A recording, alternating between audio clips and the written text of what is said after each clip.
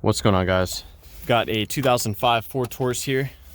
Looks like this. I'm going to use this car to point out to you the location of some important fuses and relays for the operation of the blower motor. So pop down here. There's a cover here which we remove by pulling down like that. So it's going to pop off like so. Now the main power for the blower motor is going to be that 40 amp J-case fuse. It's that green fuse right there. There are two other fuses as well. These two 10 amp fuses that I've painted in white. The top one provides power to your blower motor relay, and the bottom one I believe provides power to the actual AC assembly.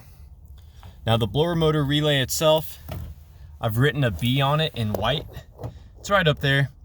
Feel free to pull that out and swap it with a different relay as a troubleshooting step. Now all these fuses and relays, they work to provide power to the blower motor, but the blower motor actually turns on and is controlled mostly by the ground. The ground is what sets the different speed. So I'm gonna pop over to the other side. I'll point out to you the blower motor and the resistor, and we'll go from there.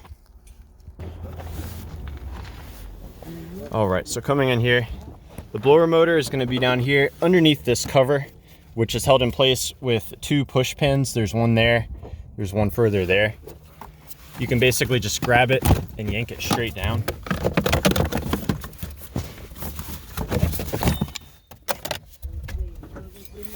So here's the blower motor. And one of my favorite ways to test these things, I just tap on it real hard. Sometimes there can be a bad connection in the motor itself, and just banging on it will get it to work again. So if you bang on it real hard and the blower motor starts turning over, you know you've got a bad blower motor or possibly a bad connection with this connector here. That's another thing I like to do. Pop the connector off and see if there's any corrosion or if it's burnt out in that connector. Now you can see it's there's an orange-black wire, and there's also a pink-white wire. The pink-white wire carries power from that blower motor relay. So you can check to see if you have power coming in on that pin. This Halloween color wire, the orange-black wire, that goes to the blower motor resistor, as well as your speed switch here. One common issue I see is it will only work on high. If that's the case, then your blower motor resistor is bad.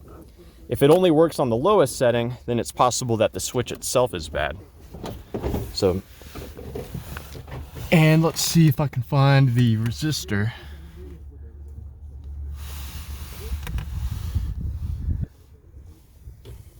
Yeah, here's the resistor right here.